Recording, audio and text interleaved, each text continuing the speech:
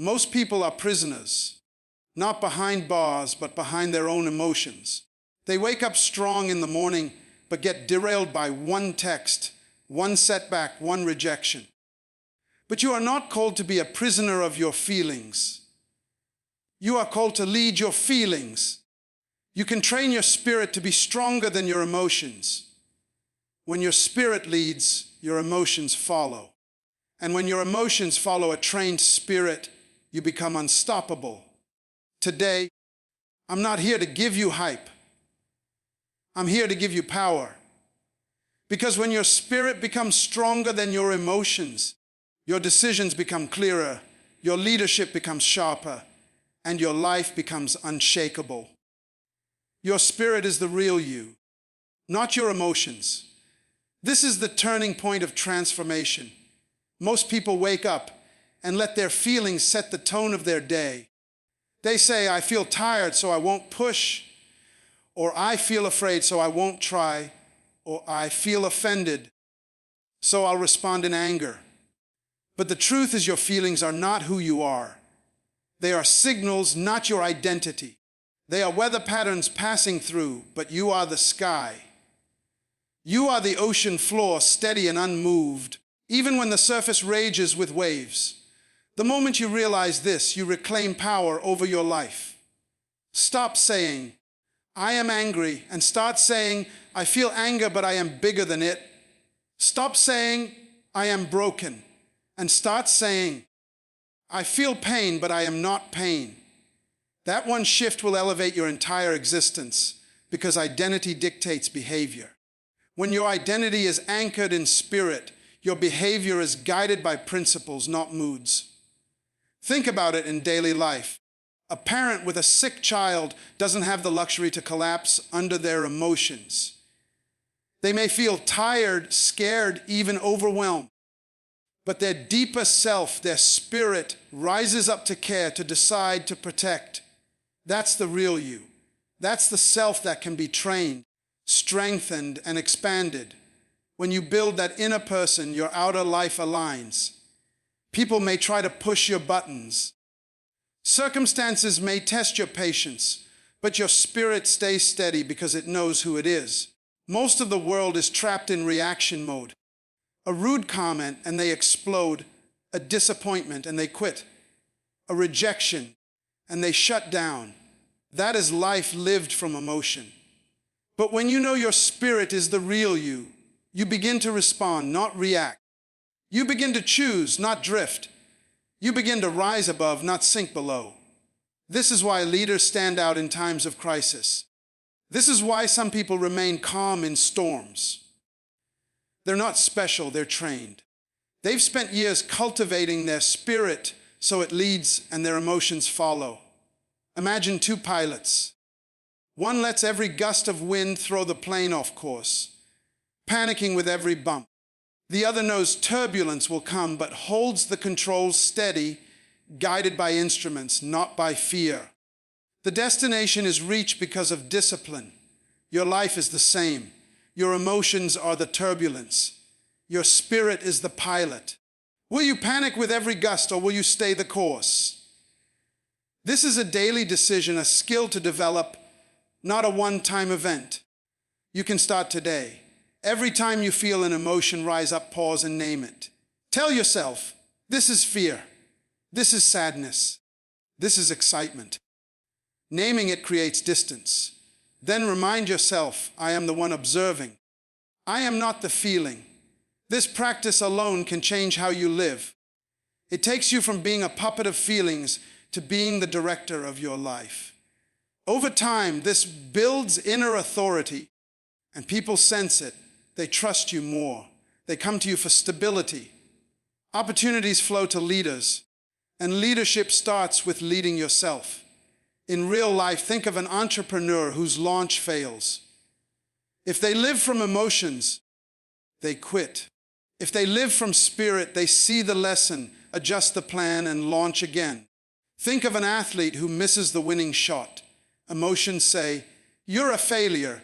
Spirit says, get back up, practice harder, return stronger. Think of someone in a relationship breakup. Emotions scream you're worthless. Spirit whispers. Your worth isn't defined by who left.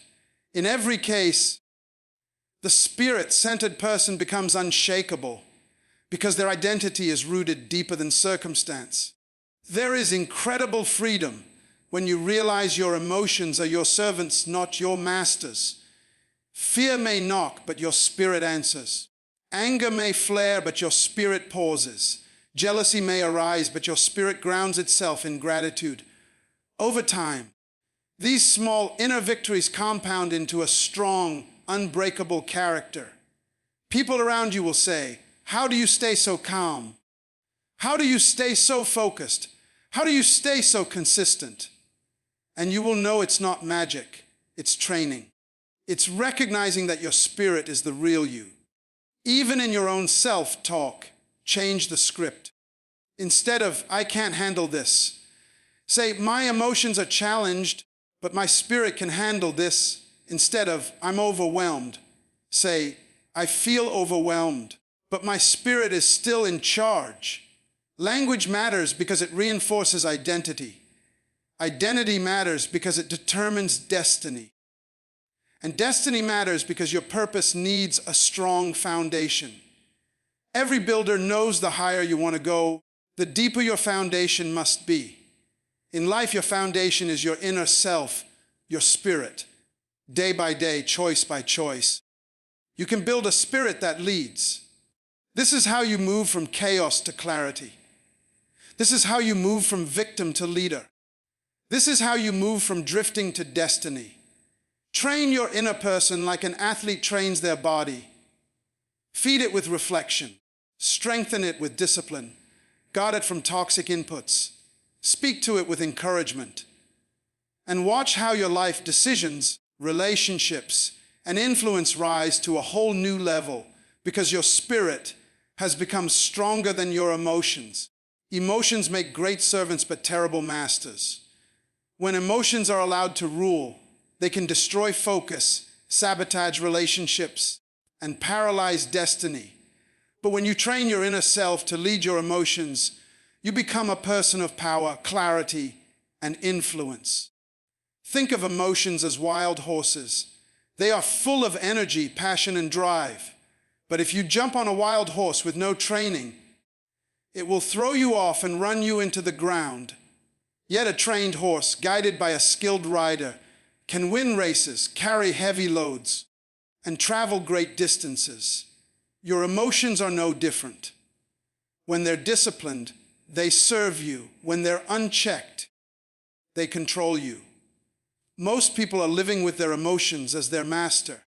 They wake up joyful and energetic because the day starts well, but the moment something goes wrong, a rude comment, a bill in the mail, an unexpected disappointment, they spiral down into anger, frustration, or despair. Their entire day is governed by what's happening around them instead of what's happening within them. But leadership, real leadership, starts with self-leadership. It starts with the ability to say, "I feel this emotion rising, but it will not control my decisions."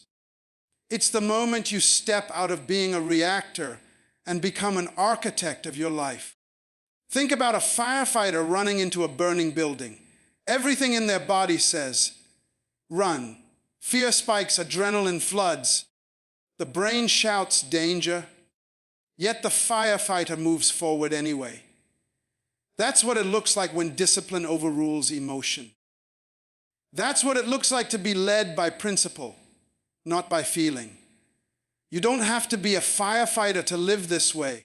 Every time you show up to work, even when you feel like quitting, every time you speak kindly, when anger burns inside you, every time you persist on your dream, even after rejection, you're training your emotions to serve you instead of rule you.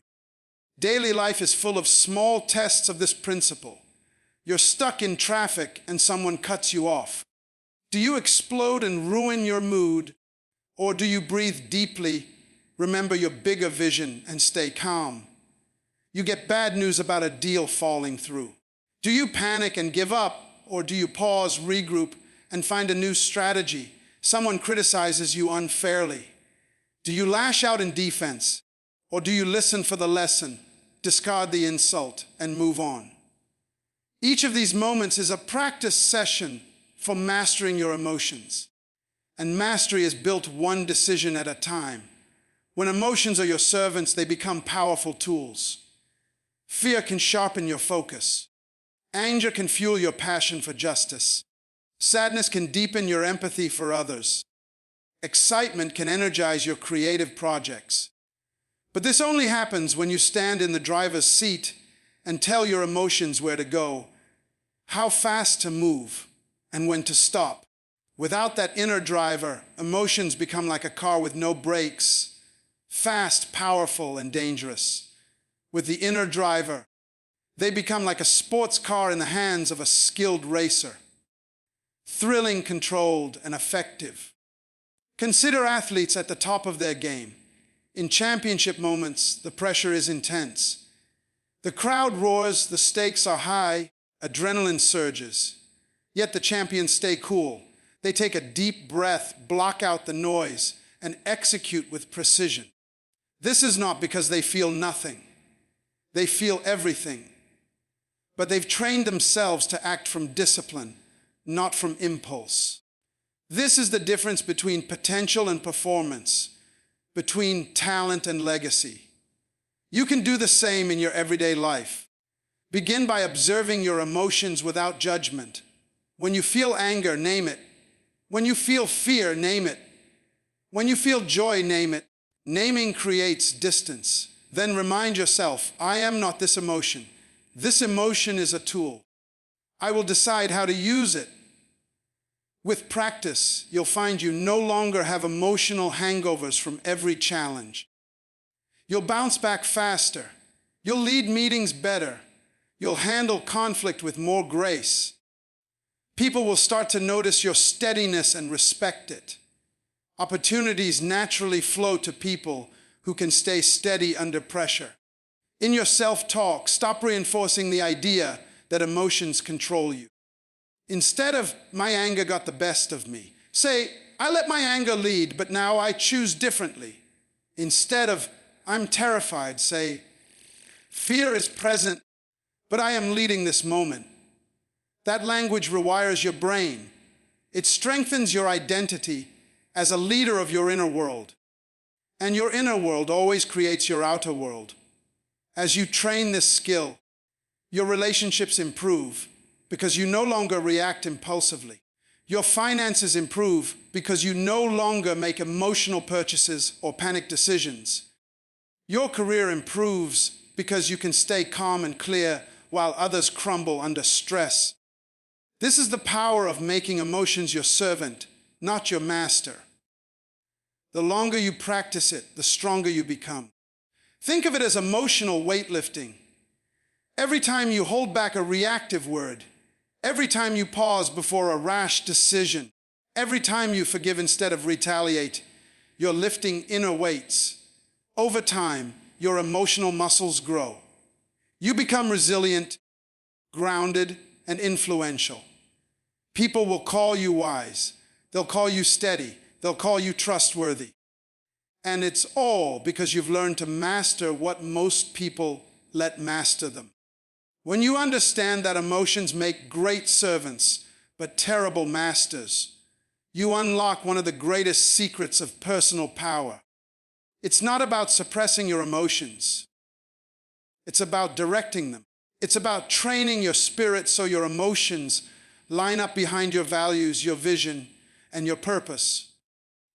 And when that happens, you step into a life of clarity, consistency, and unstoppable momentum. Feeding your spirit is more important than feeding your feelings. Every single day you are feeding something inside you. The question is, what are you feeding?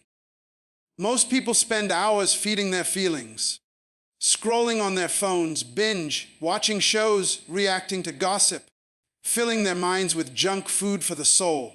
They constantly stimulate emotions, but starve the inner self. Then when life hits hard, they wonder why they collapse so easily, A weak spirit cannot carry the weight of a strong calling. A weak inner life cannot withstand heavy storms, but a strong spirit can endure, adapt, and rise even when everything around it is shaking. When you feed your spirit, you build the muscles that emotions cannot match. Think about it like this. Your emotions are like a child demanding sugar. They crave instant gratification, quick hits of comfort, and constant stimulation. Your spirit, on the other hand, is like an athlete training for a marathon. It needs discipline. It needs consistent nourishment. It needs time in silence, reflection, study, and intentional input. When you choose to feed your spirit first, your feelings begin to align. You don't wake up tossed around by moods. You wake up anchored in principles. You don't react to every distraction. You respond from a place of depth. Look at anyone you admire who leads powerfully. They didn't get there by feeding their emotions all day. They got there by feeding their inner life. Leaders read, they meditate. They think, they write, they pray, they plan. They spend time away from noise to gain clarity. This isn't accidental, it's intentional. A bodybuilder doesn't grow by eating candy. They grow by eating clean and training consistently. Likewise, your spirit grows when you deliberately invest in its growth. Daily life gives you countless chances to practice this. In the morning, instead of reaching for your phone, reach for a notebook, a meditation, or a book of wisdom. Before you go to sleep, instead of flooding your mind with TV, spend 5 minutes reflecting on your day, writing lessons learned, or visualizing your goals. During your lunch break, instead of gossiping with coworkers, step outside for 5 minutes of silence and breathing. These small choices seem invisible, but they build inner power over time. Most people wait until a crisis to realize they need a strong spirit. It's like waiting until the storm hits to start building a shelter. Don't wait for the storm. Build now. Feed now. Grow now. Then when the unexpected happens, job loss, rejection, illness, betrayal, your emotions may flare, but your spirit will hold. You will not be swept away because you have roots that go deep. Your feelings will often resist this. They will say, I'm too tired. I need entertainment. I'll do it tomorrow. But understand this: feelings want comfort. Your spirit wants growth. Feelings live for the moment. Your spirit lives for the mission. Feelings are short-term. Your spirit is eternal. Every time you choose to feed your spirit, you're voting for the future version of yourself. Every time you choose to feed your emotions, you're voting for temporary relief. One builds you, the other weakens you. Think of someone training for a championship fight. They have to eat right, wake up early, train hard, and sometimes deny themselves pleasures. Why? Because they're preparing for a moment of impact when everything will be on the line. That's your life. Your purpose is that championship fight, and only a trained, nourished spirit can hold the pressure of destiny. If you're constantly feeding your feelings, you're showing up to the fight unprepared. But if you've been feeding your spirit, you show up ready, steady, and unstoppable. Feeding your spirit also changes your emotional chemistry. You find yourself calmer in arguments. You find yourself more hopeful in setbacks. You find yourself kinder to strangers. You find your creativity exploding because your mind is clear. People around you start noticing the difference. They ask, why are you so steady? How do you stay so positive? It's because you've been building in silence what they're seeing in public. Your inner life becomes your competitive advantage. Language also matters here. Start telling yourself, my inner life matters. My mind matters. My spirit matters more than my feelings. Affirm it every morning. Protect your inputs. Curate what you listen to, what you read, and who you spend time with. Everything you consume is either feeding your emotions or feeding your spirit. You can't binge on negativity and expect to live in peace. You can't fill your mind with gossip and expect to lead with wisdom. You can't drown in comparison and expect to walk in confidence. Feeding your spirit requires a conscious shift of attention. Over time, as you keep feeding your spirit, you'll notice your feelings start to follow rather than lead. You won't be hijacked by moods anymore. You'll feel emotions, but they won't decide your path. You'll have joy even in uncertainty. You'll have clarity even in chaos. You'll have peace even under pressure. This isn't magic. It's the natural outcome of building inner strength. Just as a tree with deep roots can handle the strongest winds, a spirit fed and nourished can handle the strongest storms. Feeding your spirit is an act of self-respect. It says, I believe my purpose is important enough to prepare for it. It says, I value my calling too much to starve my inner self. It says, I choose growth over comfort, depth over distraction, and legacy over laziness. And when you live that way, people notice. Opportunities gravitate toward you. Leadership flows out of you naturally. Your life becomes an example of what it looks like to live anchored, disciplined, and powerful from the inside out. When you understand that decisions should flow from vision and not from feelings, your whole life begins to shift. Feelings are temporary, vision is permanent. Feelings fluctuate with the weather, the news, your bank account, or someone's opinion of you. Vision stays steady. It's the lighthouse that doesn't move even when the waves are crashing. Most people build their lives on feelings. What feels comfortable, what feels easy, what feels exciting in the moment. But feelings are like smoke. They appear, change shape, and disappear. If you let them steer you, you'll live a life of zigzags, detours, and regret. Vision, however, is like steel. It's clear, strong, and unshakable. When your decisions flow from your vision, you build a life that lasts beyond moods, criticism, and circumstances. Think of someone training for the Olympics. Their vision of standing on that podium drives their decisions. What they eat, how they sleep, how they train, who they spend time with. They're not motivated by how they feel at 5 a.m. They're motivated by what they've already seen in their minds. Feelings might say, stay in bed. Vision says, get up, train, you're going for gold. That's how champions are made. Your life is the same. If you're waiting to feel like doing the right thing, you'll be waiting forever. But when your decisions flow from your vision, your habits become automatic, your discipline becomes second nature, and your results begin to compound. Daily life gives you hundreds of chances to live this principle. Someone says something rude to you at work. Your feelings want to snap back. But your vision of being a leader, of carrying yourself with dignity, says respond with grace. You're tired at the end of the day. Your feelings say binge Netflix. But your vision of financial freedom says study for that certification. It's Friday night. Your feelings say spend money recklessly.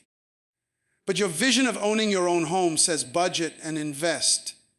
Each time you choose vision over feelings, you're chiseling out the life you're meant to live. Vision-driven decisions give you consistency. Consistency gives you credibility. Credibility opens doors and builds trust. People follow those who are steady, not those who are unpredictable.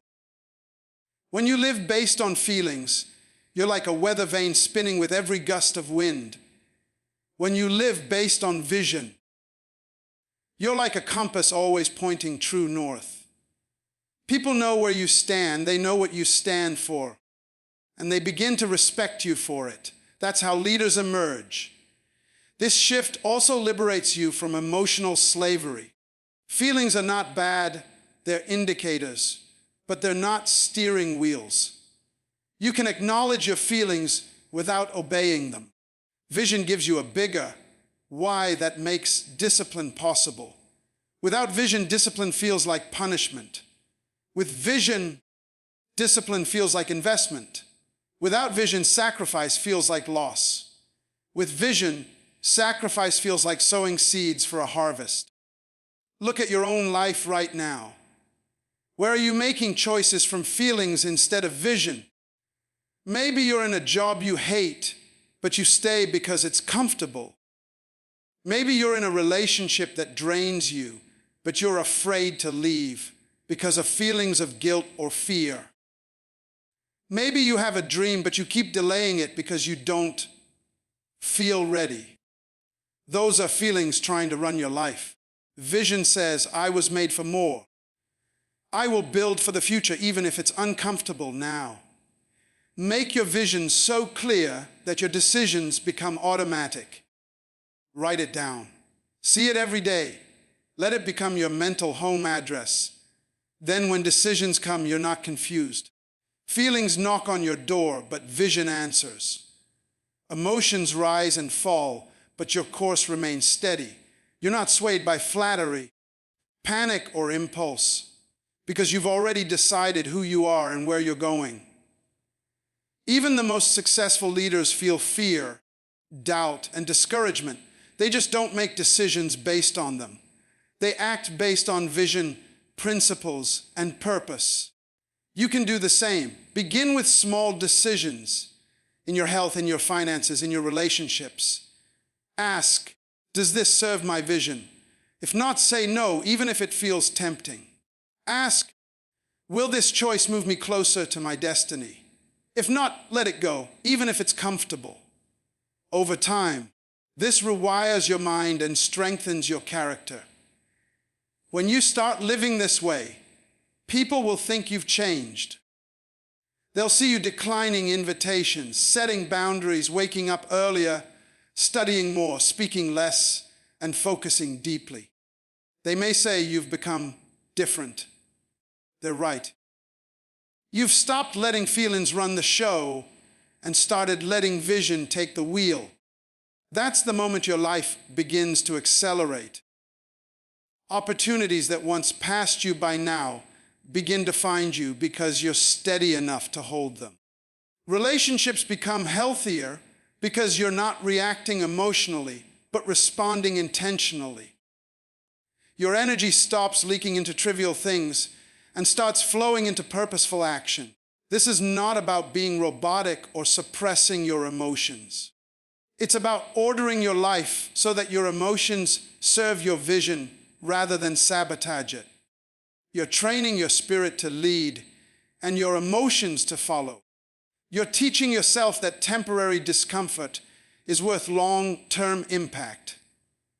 You're discovering the power of being rooted, intentional and future-focused.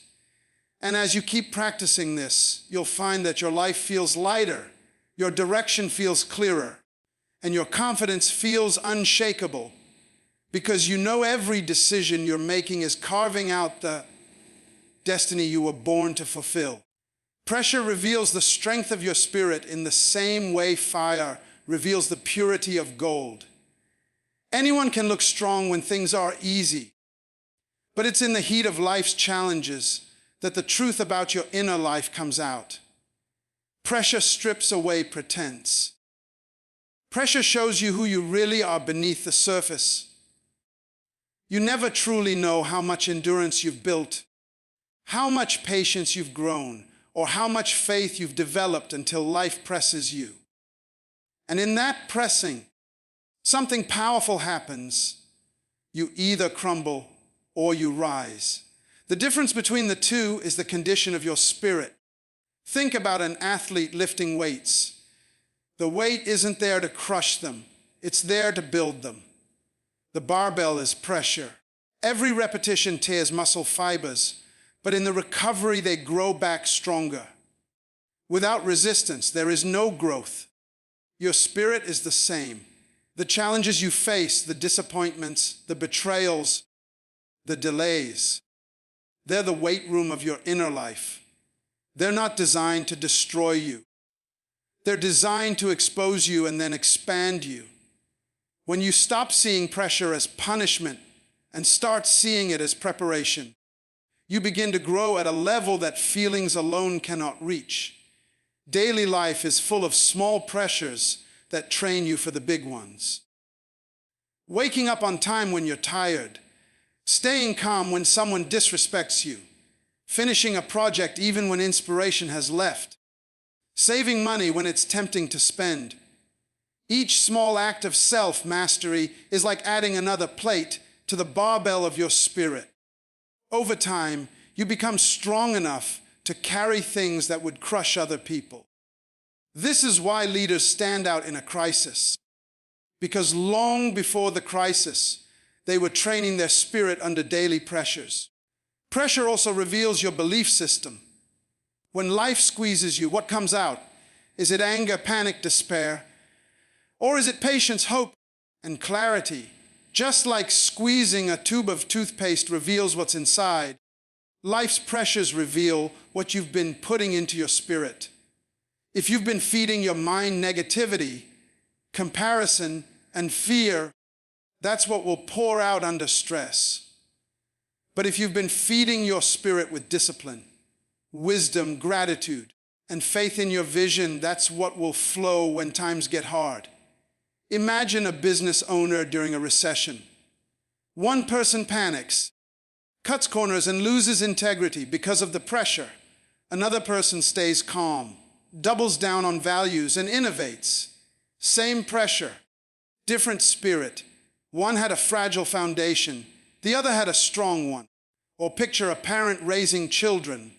The pressures of bills, school, and family demands. One parent lashes out and becomes bitter under stress.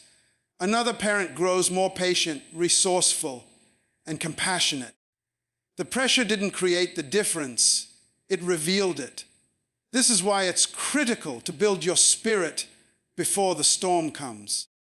You don't wait for the exam to start studying, you prepare beforehand. When pressure hits, it's too late to build new habits. You rely on the ones you've been practicing. So start training now. Train by holding your tongue when you want to snap. Train by being generous even when you feel like withholding. Train by staying consistent with your morning routine, even on the days you don't feel like it. Every small act of discipline deposits strength into your spirit. Pressure will also stretch your capacity. When life tests you, it shows you that you're capable of far more than you thought. Pressure is uncomfortable, but it's also revealing hidden strength. How many times have you been through something you thought would break you, only to discover you came out wiser, sharper, and stronger? That's the power of pressure. It expands you.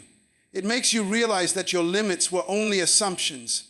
It forces you to dig deeper. Think smarter and rise higher. Another truth about pressure is that it clarifies your priorities. When everything is smooth, distractions seem attractive. But under pressure, only what truly matters stays on the table. It's like a refining fire burning off impurities. Suddenly, the trivial arguments, the petty fears, the unnecessary obligations all fall away. You begin to see what's essential and what's noise. That clarity is priceless. Think about coal turning into a diamond. It's pressure over time that does it. The same is true for your life. Pressure over time, embraced rather than avoided, refines you into something precious and unbreakable.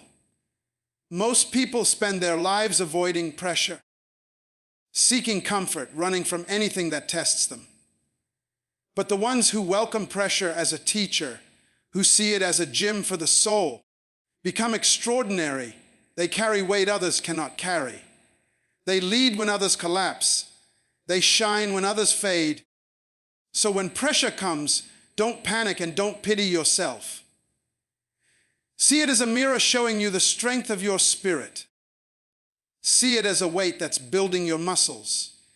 See it as a test revealing your training. Each challenge is a chance to discover your depth, to build your capacity, and to become the person you were meant to be. This mindset shift turns every difficulty into an opportunity for transformation. And once you understand this, you stop fearing pressure and start leveraging it to sculpt a life of unshakable strength and unmovable purpose. You have come this far not by accident, but by intention. And everything you have heard today is not just information. It is a call to action. This is the moment you decide that your life will no longer be run by emotions, excuses, or fear. This is the moment you decide to rise from within. The greatest power you will ever hold is not outside of you. It is already inside you, waiting to be trained, waiting to be sharpened, waiting to be unleashed. You were never meant to crawl through life. You were designed to soar above it. But wings only work when you trust the wind, and your spirit is that wind. Stop waiting for the perfect time. Stop telling yourself you'll start when it's easier, when you're richer, when you're less afraid. There is no perfect time. The power you need is already in you. The clarity you need grows when you move. The courage you admire in others is the same courage waiting to be activated in your own heart. If you don't take charge of your inner life, someone else's agenda, someone else's emotions, someone else's noise will. You are the gatekeeper of your own spirit. Choose today to protect it, to strengthen it, to lead from it. Do not let your emotions dictate your destiny. Emotions are passengers, your spirit is the driver. Emotions scream for attention. Your spirit whispers truth. Emotions react to what is. Your spirit responds to what can be. The life you dream of will not come because you feel ready. It will come because you trained yourself to rise even when you felt weak. Every great leader, every visionary, every world changer learned to silence the noise of doubt and amplify the voice of purpose. You can do the same. Tell yourself, I am bigger than my fears. I am stronger than my doubts. I am greater than my circumstances. Remember, diamonds are made under pressure. Eagles learn to fly against the wind. Ships are built to withstand storms. And you are crafted for challenges. Stop fearing the struggle. It is the gym that makes you strong. Stop running from hard moments. They are shaping you for great ones. Every test you survive adds another layer of steel to your character. Every rejection you endure sharpens your focus. Every delay you overcome stretches your patience. Nothing is wasted. Everything is training. Your future self is watching you right now, waiting for you to decide.